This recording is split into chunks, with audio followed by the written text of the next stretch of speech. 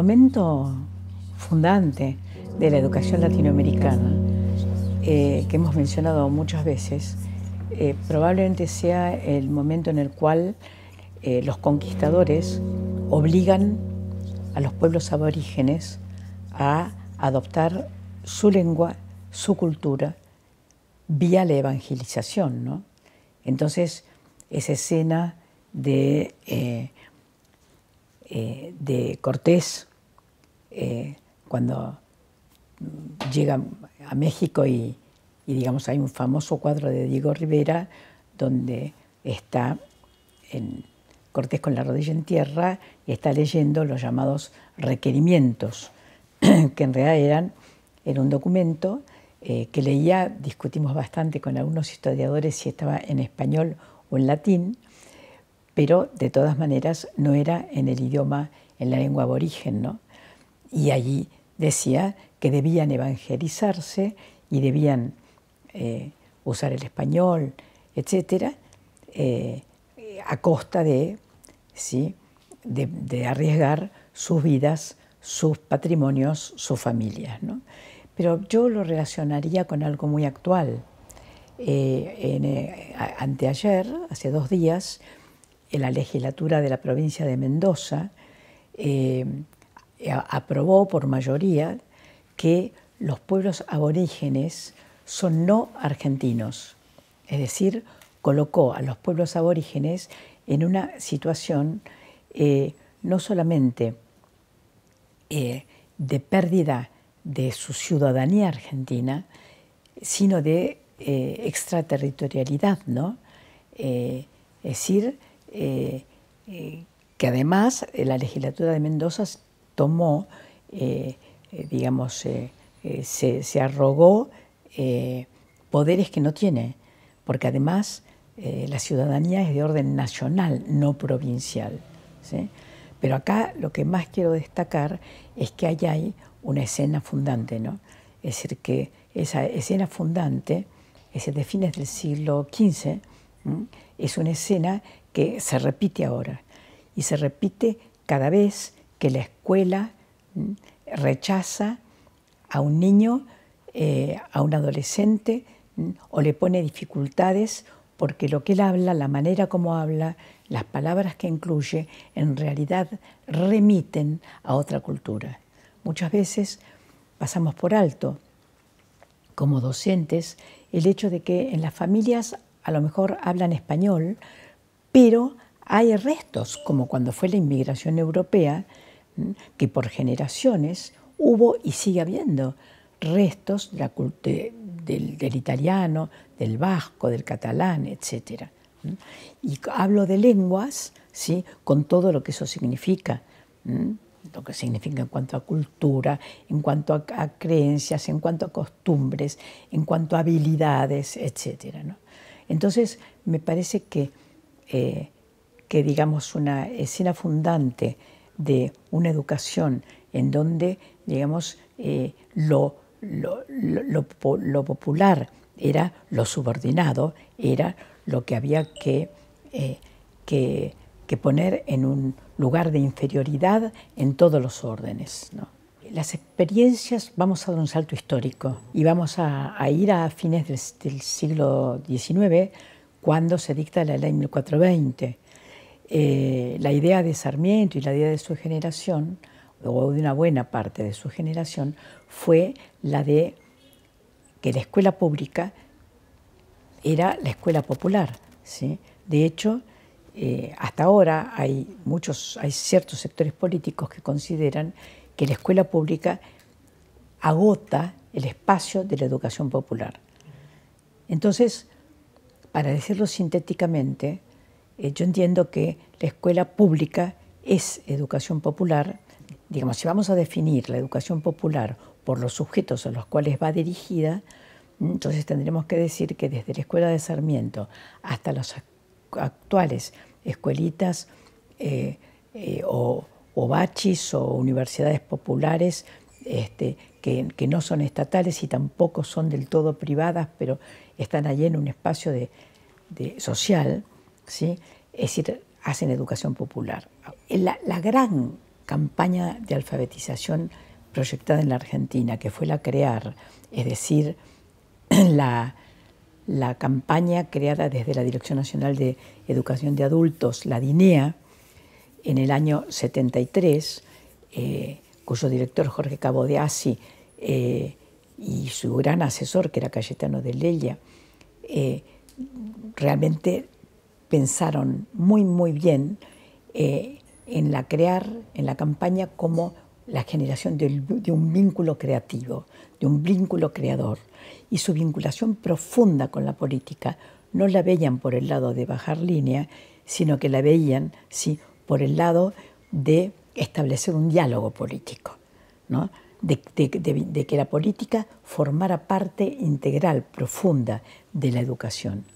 Dando otro salto, voy a decirles que en el 2006-2007, con Mari Sánchez, pensamos desde la Dirección General de Cultura y Educación, yo digo Dirección General de Escuelas, no como una estructura burocrática, sino como un proyecto de vinculación, y ahí fue que convocamos a las organizaciones sociales. O sea que, en realidad, el comienzo de lo que luego sería el Plan Fines estuvo ahí. El docente convencido de que lo único que puede hacer es meterle cosas en la cabeza del otro, es un docente viejo ya, ¿no? El problema es otro, el problema es la inseguridad y la falta de conocimiento, la falta de lecturas de los docentes de las siguientes generaciones. Ese es el problema. Y al mismo tiempo, la idea de que a partir del diálogo ahí surge todo. No, claro. Es diálogo, pero tenés que saber. O sea, vos me enseñas matemáticas, entonces obviamente que los pibes, los jóvenes y adultos a los cuales les vas a enseñar matemáticas, saben un montón de matemáticas, claro. Si no, ¿cómo sobreviven vendiendo en la esquina, trepados ¿viste? Los que se trepan a los hilos esos y que cuentan?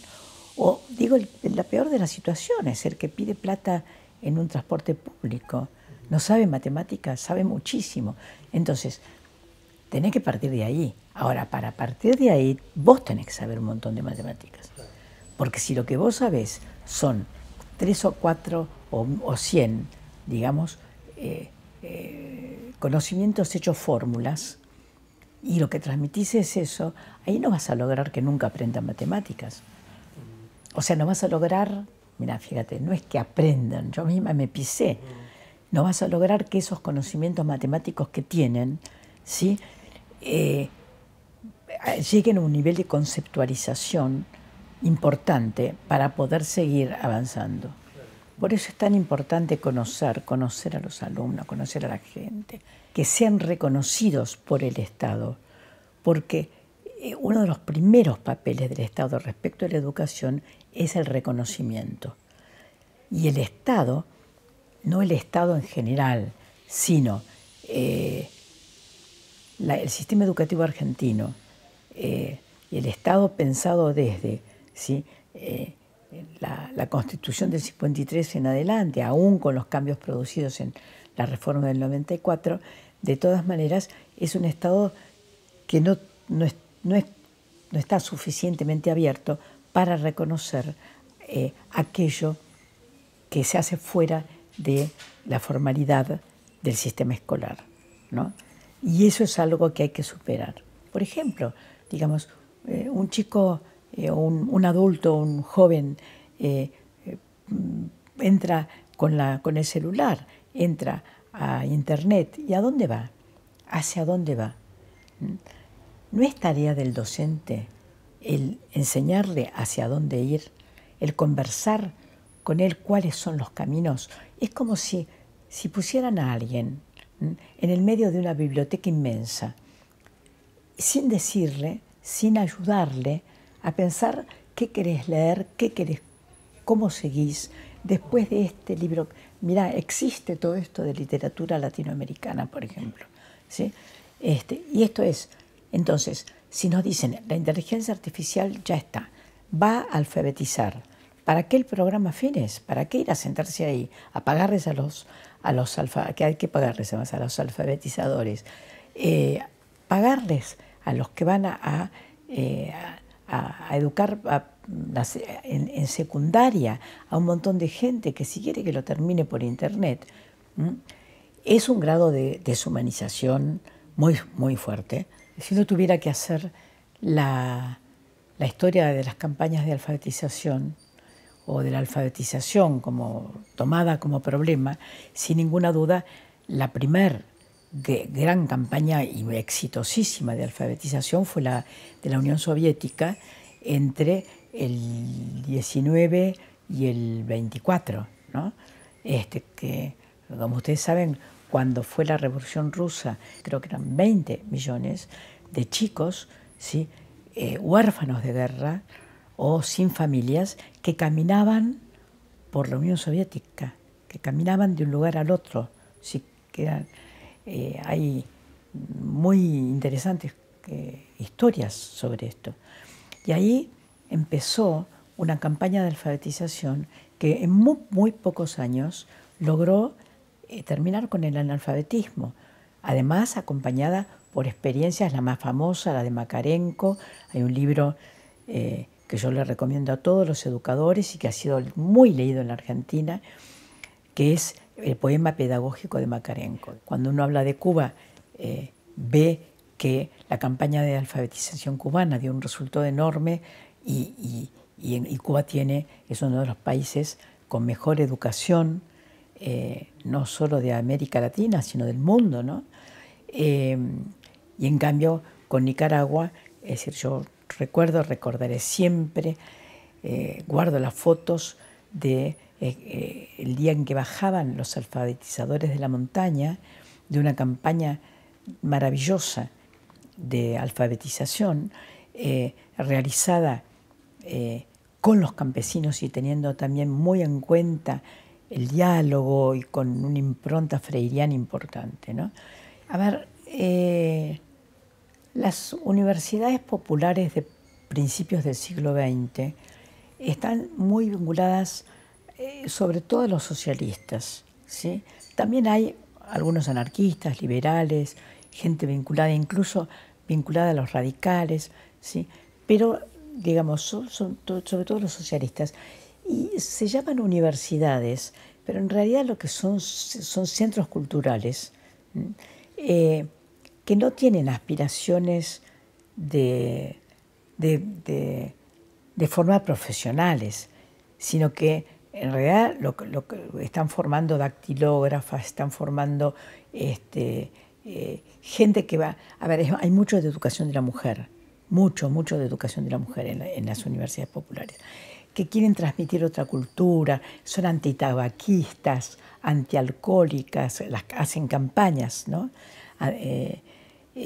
Campañas de vacunación, ¿no? Entonces, digamos, y al mismo tiempo, algunas de ellas, la muy famosa, la Universidad Popular González Prada de Perú, donde uno de los lugares en donde se gesta la reforma universitaria que va a impactar en la Universidad de San Marcos de Lima,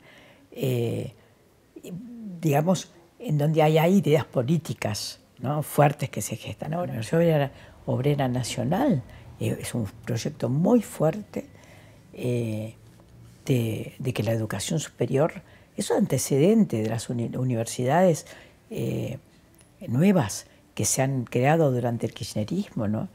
Es decir, la universidad que llega a los sectores que no han podido nunca tener estudios de educación superior. En el vínculo docente-alumno hay una postura de poder que se juega, en el sentido de si los docentes no pueden, digamos, defender una postura de maneras incorrectas. Sí pueden decir, esta es mi opinión, por supuesto, ¿no? Y es mejor el exponer la opinión que el ocultar la opinión y contrabandear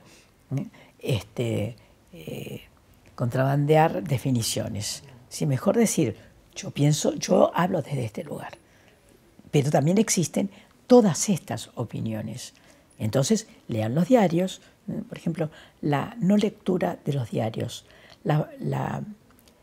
El hecho de que yo entiendo, ¿no? Mira, hoy ya mismo pasaba por un lugar, un kiosco, ¿no? Y vi que no había un kiosco, que solo revistas, no tenían diarios.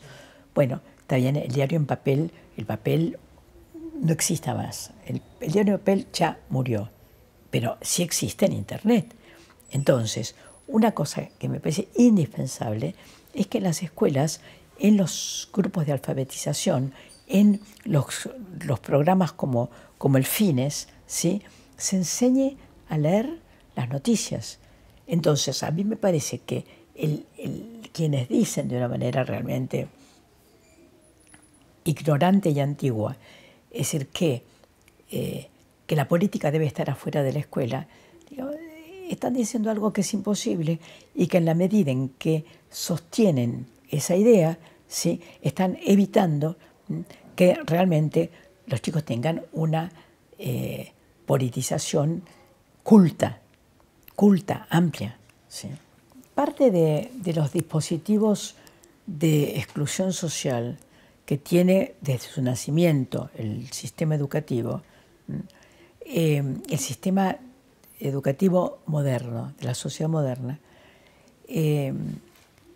parte de eso es el tema de la edad, ¿no? El tema de que la suposición de que se aprende en determinados momentos de la vida y que después no se aprende más. Que hay cosas que no, y que además que el que no aprendió de alguna manera es culpable, ¿no? O sea, de alguna manera es el culpable, no es la víctima, el adulto, que no, yo sigo con el analfabeto, pero digamos, vamos a decir, el adulto que no terminó la escuela secundaria, ¿sí?, o el joven que no terminó la escuela secundaria, bueno, en realidad es considerado culpable porque no tuvo voluntad, porque yo conozco a uno que tenía voluntad y que terminó la escuela secundaria. Fíjate, ese sí pudo porque vos no.